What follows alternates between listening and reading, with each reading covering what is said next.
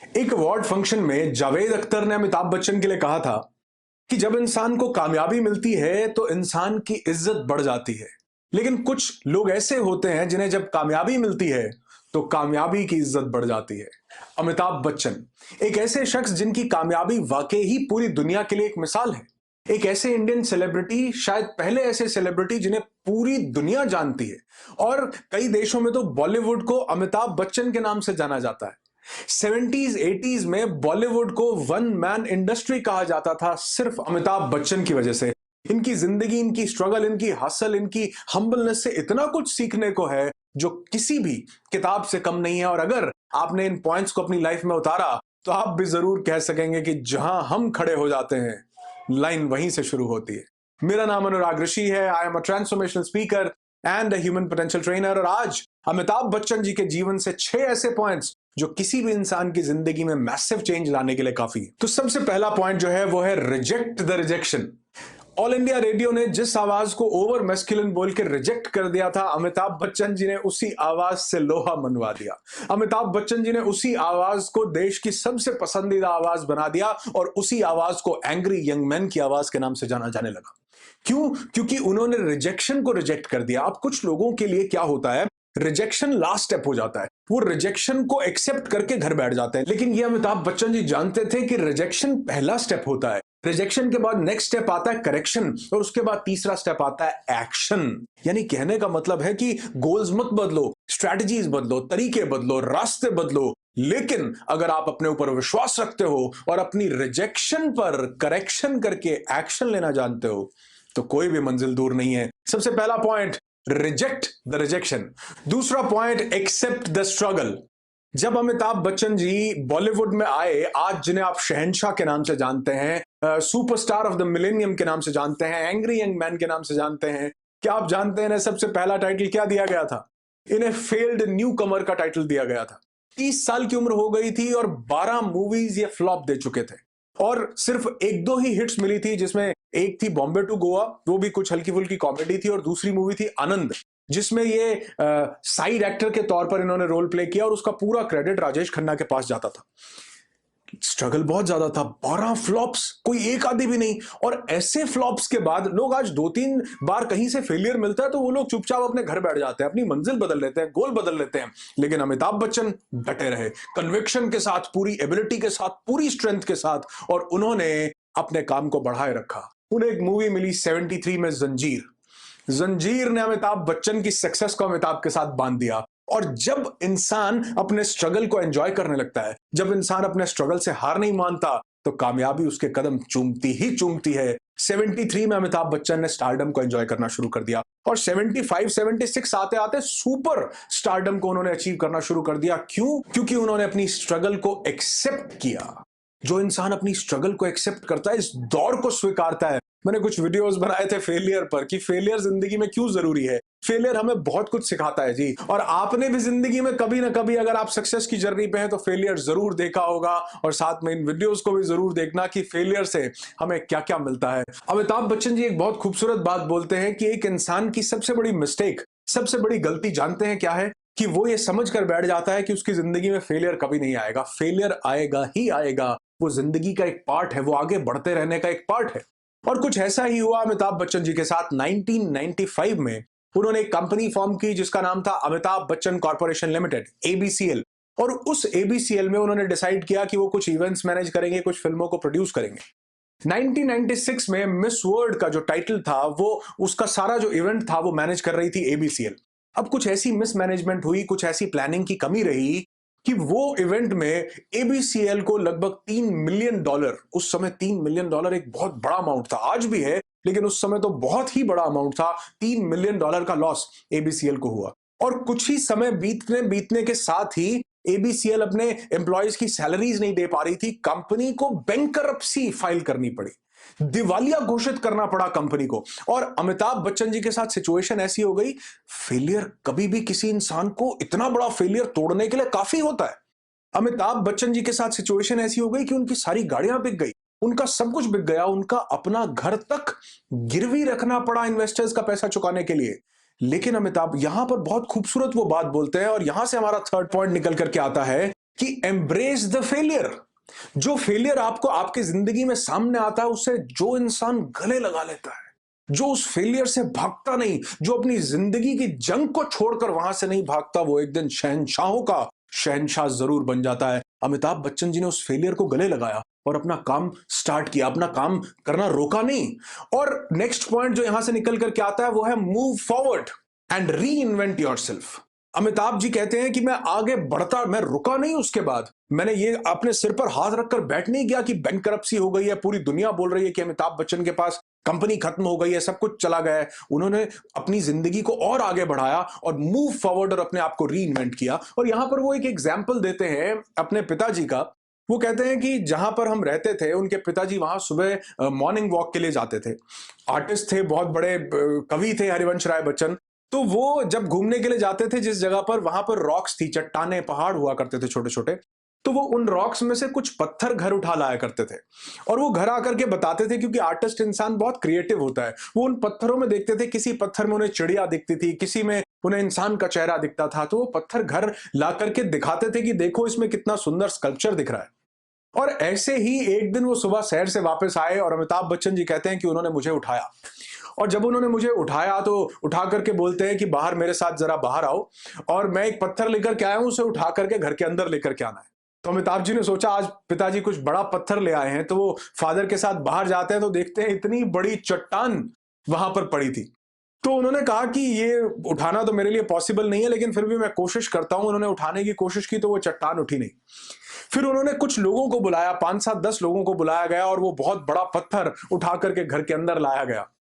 लेकिन जब वो घर के अंदर लाए तो अमिताभ बच्चन जी कहते हैं कि तब मेरे ध्यान में आया और तब मैंने अपने फादर से पूछा कि बाबूजी, ये इतना बड़ा पत्थर जो 10 लोग उठाकर जिन्होंने अंदर रखा है, आप इसे यहां तक कैसे ले आए? That done, I asked him, look, this is fine, but how did this come up to the gate?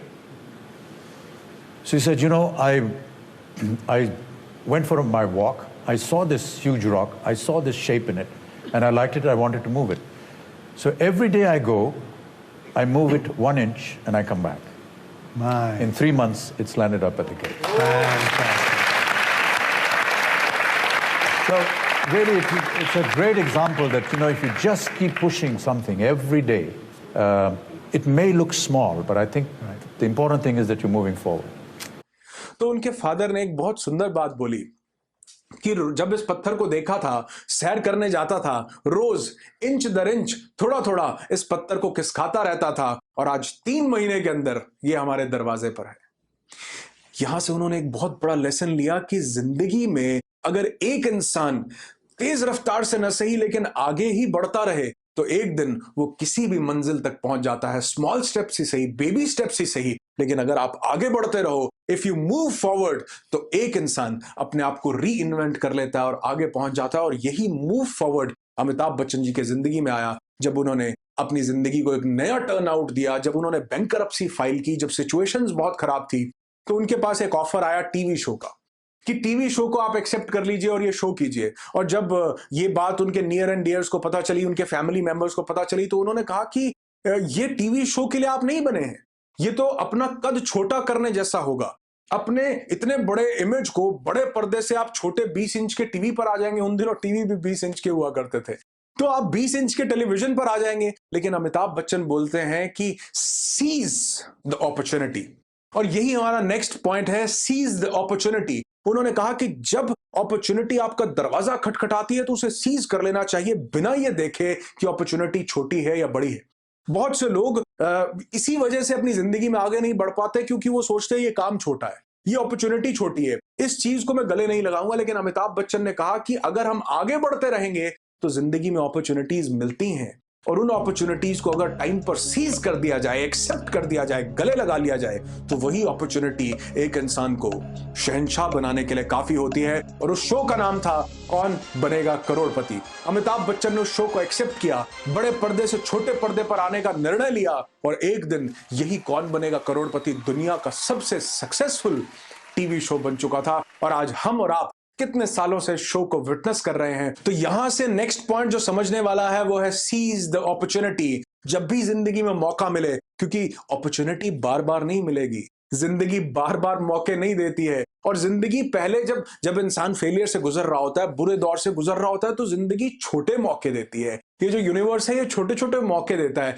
ये देखने के लिए कि क्या इनको इंसान एक्सेप्ट करता है, क्या इसमें इंसान अच्छा परफॉर्म करता है, और अगर उसमें इंसान अच्छा परफॉर्म करता है तो आगे चल के उसी इंसान को बहुत बड़े बड़े अपॉर्चुनिटीज से, बहुत बड़े बड़े रिवॉर्ड से नवाजा जाता है, जो कि अमिताभ बच्चन जी की जिंदगी में आप बहुत बहुत अच्छे से देख सकते हैं। और लास्ट पॉइंट जो मुझे सबसे बेहतरीन लगता है अमिताभ बच्चन जी के अंदर, वो है ही इज सो हम्बल।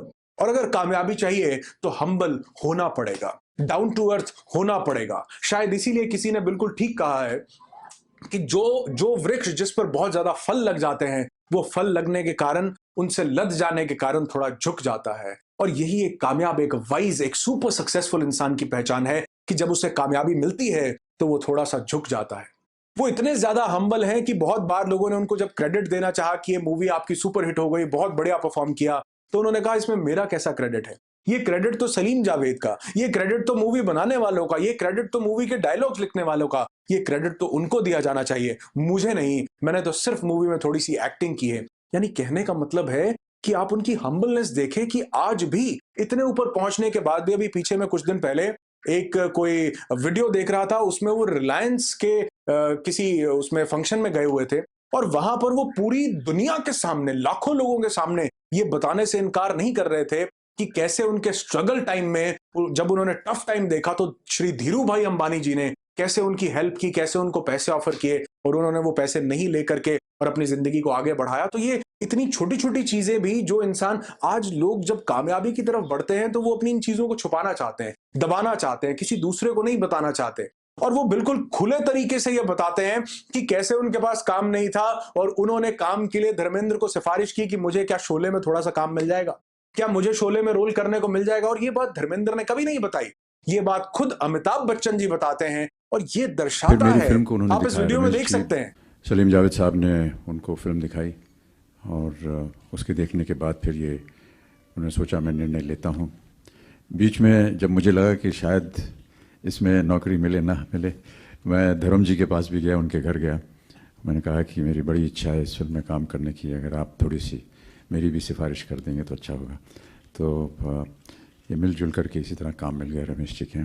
और ये दर्शाता है कि कैसे एक इंसान इतना डाउन टू अर्थ है, और यही डाउन टू अर्थ होना, यही हम्बल होना एक इंसान को कामयाबी की उन ऊंचाइयों तक ले जाता है जहां पूरी दुनिया उस इंसान को शहंशाह मानने लगती है। तो अमिताभ बच्चन जी ने रिजेक्शन को रिजेक्ट किया, स्ट्रगल को एक्सेप्ट किया, फेलियर को एम्ब्रेस किया, आगे बढ़ते रहे, मूव फॉरवर्ड, खुद को री इन्वेंट किया, और जब भी अपॉर्चुनिटी मिली उसे सीज कर दिया। याद रखना इस बात को, जिंदगी में जब भी मौका मिले तो चौका मारने से चूकना मत, क्योंकि जिंदगी बार बार मौके नहीं देती है। और लास्ट में वो इतने डाउन टू अर्थ रहे, इतने हम्बल रहे कि आज पूरी दुनिया उनको सैल्यूट करती है, और सिर्फ एक सेलिब्रिटी, सिर्फ एक बॉलीवुड स्टार की तरह ही नहीं, बल्कि कामयाबी के एक ऐसे आइकन की तरह जानती है जिसने कामयाबी का रुख बदल करके रख दिया। तो अमिताभ बच्चन जी की जिंदगी से ये 6 पॉइंट्स आप अपनी जिंदगी में जरूर अपनाना, वीडियो को जरूर लाइक कर देना और शेयर करना हर उस इंसान के साथ जो अपनी लाइफ में आगे बढ़ने की जर्नी पर है, अपने आप को डिस्कवर करने की जर्नी पर है।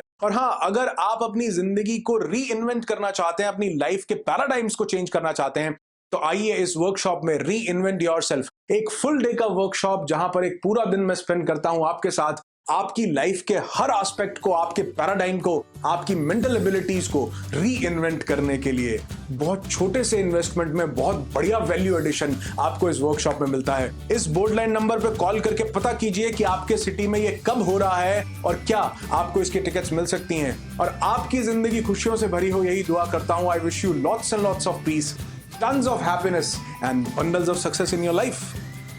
Be happy, be alive, and reinvent yourself.